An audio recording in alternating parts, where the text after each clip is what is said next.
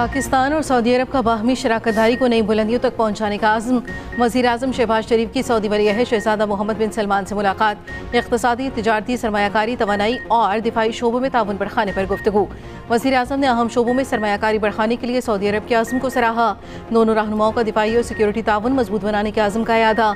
शहज़ादा मोहम्मद बिन सलमान का सऊदी अरब में पाकिस्तानी कम्युनिटी की नुमाया खिदमात का एतराफ़। Army chief general Asim Munir भी मुलाकात में मौजूद थे।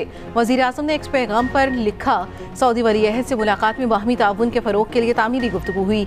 दोस्ताना ताल्लुकात और खुशहाली के लिए मुश्तरका विजन की बदौलत बाहमी ताल्लुकात मुस्तहकम हो रहे हैं। मशरिक़ वस्ता और यूक्रेन में अमन के लिए सऊदी अरब का किरदार काबिल सताइश है। अमेरिका ने बानी पीटीआई से मुतालिक सवाल पर रद्द-ए-अमल देने से इनकार कर दिया।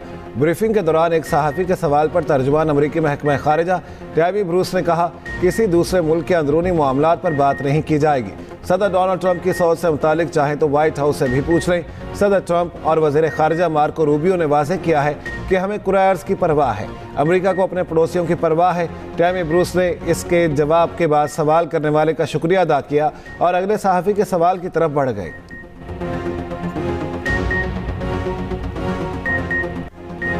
बिजली की कीमत में ₹8 फी यूनिट कमी का इम्कान। वज़ीर-ए-आज़म IMF की मंजूरी के बाद 23 मार्च को ऐलान करेंगे।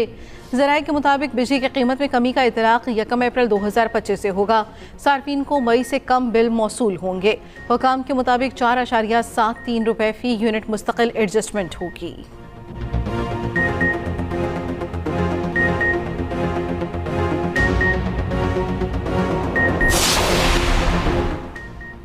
दहशतगर्द कौम को तकसीम करना चाहते हैं। दहशतगर्द अनासिर को हर कीमत पर शिकस्त देंगे। सूरत हाल वाज़ेह है, रियासत ने रहना है, दहशतगर्दी के खिलाफ जंग जीतनी है। सदर मुमलिकत आसिफ अली जरदारी का कोयटा में अमन व अमान की सूरत हाल पर इजलास से खिताब। चेयरमैन पीपल्स पार्टी बिलावल भुट्टो और वज़ीर आला बलूचिस्तान सरफराज बुगटी भी इजलास में शरीक हुए। सदर मुमलिकत अरकान असम्बली, पार्टी रहनुमाओं और अमायदीन से भी मिले।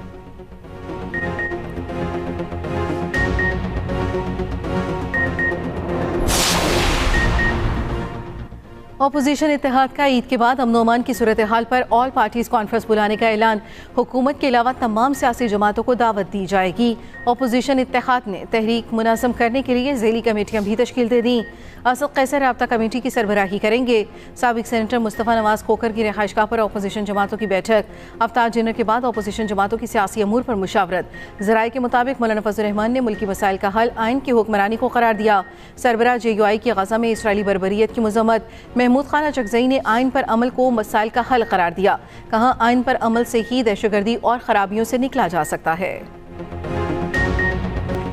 कौमी सलामती की पार्लिमानी कमेटी का इजलास मीटिंग कम और प्रेजेंटेशन ज़्यादा थी। प्रेजेंटेशन और एलामिया से दहशतगर्दी ख़त्म होना होती तो अब तक हो चुकी होती।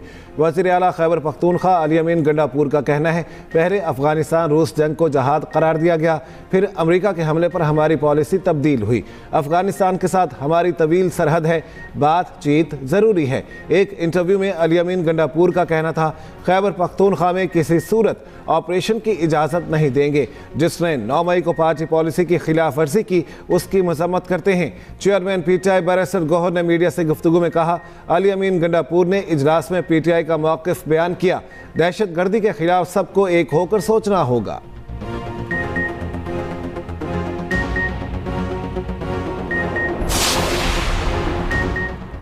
गवर्नर सिंध कामरान ठसोरी का कहना है, बानी PTI ने 50 लाख लोगों को छत फराहम करने की उम्मीद दिलाई।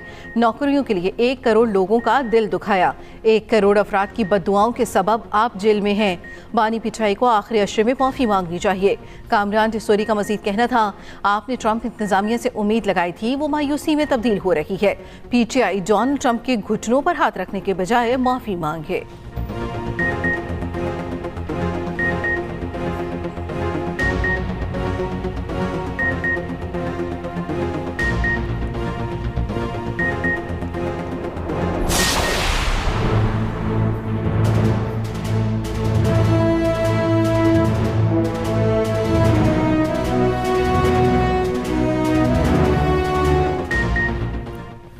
बानी PTI से मुलाकात के केस की कॉज लिस्ट मनसूख करने पर तौहीन अदालत की कार्रवाई।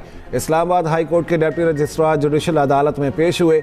जस्टिस सरदार एजाज इसाक का डिप्टी रजिस्ट्रार को तहरीरी जवाब जमा कराने का हुक्म। एडवोकेट जनरल इस्लामाबाद से भी जवाब तलब। जस्टिस सरदार एजाज इसाक ने पूछा क्या रियासत जज की मर्जी के बगैर केस लार्जर बेंच को मुंतकिल करने की हिमायत करती है? उसके बजाय आप मेरी अदालत की बुनियादों में बारूद रख कर उड़ा देते। डिप्टी रजिस्ट्रार जुडिशल ने बताया चीफ जस्टिस ऑफिस से हिदायत आई कि लार्जर बेंच बन गया, कॉज लिस्ट मनसूख कर दे। जस्टिस सरदार एजाज इसाक ने रिमार्क्स दिए क्या चीफ जस्टिस को ज़ेर समाअत केस जज की मर्जी के बगैर मुंतकिल करने का इख्तियार है? आप एक चीज़ को अना का मसला बनाकर जो कुछ कर रहे हैं वो हाई कोर्ट के बखिए उधेड़ देगा। रियासत ने अगर फैसला कर लिया है कि उन्होंने अना की जंग जीतनी है तो मेरा यहाँ बैठने का कोई फ़ायदा नहीं। मिशाल यूसुफजई ने कहा हमारे साथ बाहर ये हो रहा है तो बानी पीचाई और बुशरा बीबी के साथ जेल में क्या करते होंगे।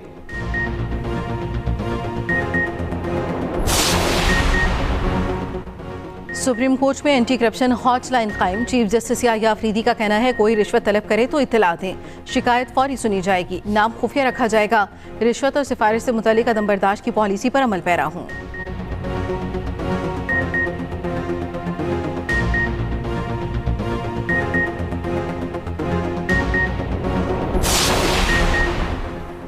हुकूमत ने एक माह के लिए चीनी की कीमत 164 रुपये फ़ी किलो मुकर्रर कर दी।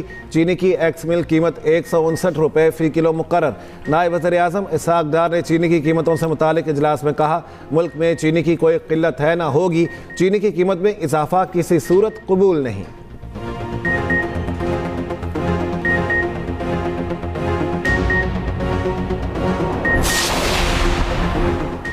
पाक अफगान तुर्खम तिजारती गुजरगाह 25 रोज़ बाद बहाल। दो तरफा तिजारत शुरू। मालबरदार गाड़ियों की आमदोरफ्त जारी। तुर्खम बॉर्डर पैदल आमदोरफ्त के लिए 2 रोज़ बाद खोला गया। पाक अफगान फ्लैग मीटिंग में मुश्तरका जिरगे के फैसलों की तौसीक। अफगान हुकाम मुतनाज़ा तामीरात बंद करने के फैसले पर भी राजी। पाकिस्तान में ईद उल फितर 31 मार्च पीर को मुतवक्के। महकमा मौसमियात के मुताबिक शवाल का चांद 30 मार्च को नजर आने का कवी इम्कान है। उधर ईद उल फितर की छुट्टियां 31 मार्च से 2 अप्रैल तक होंगी। विफाकी हुकूमत ने ईद की छुट्टियों का नोटिफिकेशन जारी कर दिया।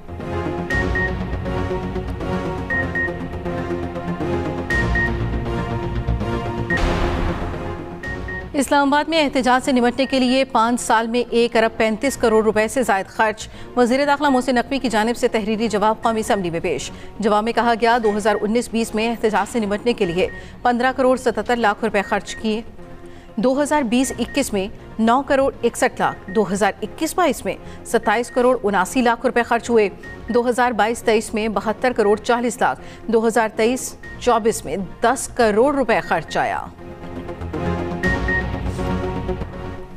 मुस्लिम लीग नून के सदर नवाज शरीफ के बेटे हसन नवाज बरतानिया में टैक्स डिफॉल्टर करार। बरतानवी हुकूमत ने हसन नवाज पर 52 लाख पाउंड का टैक्स जुर्माना आयद कर दिया। हसन नवाज ने तकरीबन 94 लाख पाउंड का टैक्स अदा नहीं किया।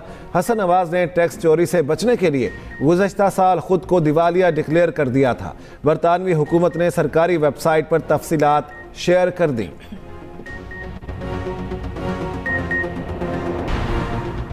कोयटा में निजी एयरलाइन के अमले के साथ साबिक कमिश्नर और बेटी की तलकलामी। साबिक कमिश्नर इफ्तिखार जोगज़ई की बेटी ने हमला करके एयर होस्टेस को जख्मी कर दिया। ASF ने साबिक कमिश्नर और बेटी को तहवील में लेकर मामला हल कराया। तर्जुमान निजी एयरलाइन के मुताबिक बाप बेटी को ASF के हवाले किया गया। रिटायर्ड कमिश्नर को तहरीरी माफ़ी पर घर जाने की इजाज़त दी गई। मेडिकल रिपोर्ट के मुताबिक कैबिन क्रू के चेहरे पर मुक्के से हमला किया गया।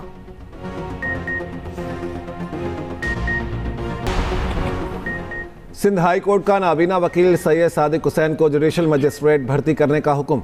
जुडिशल सर्विसेज रूल्स के तहत फैसले पर 4 हफ्तों में अमल किया जाए। आईनी बेंच ने सैयद सादिक हुसैन की दरख्वास्त पर फैसला सुना दिया। फैसले में कहा गया कोई आसामी खाली ना हो तो आइंदा आने वाली आसामी पर भर्ती किया जाए। दरख्वास्त गुजार प्रैक्टिसिंग वकील वकालत के जरिए गुजर बसर कर सकते हैं। दरख्वास्त गुजार की सीनियरिटी का मामला एडमिनिस्ट्रेटर कमेटी पर छोड़ते हैं। फैसले की नकूल सेक्रेटरी कानून और रजिस्ट्रार सिंध हाई कोर्ट को इरसाल करने का हुक्म।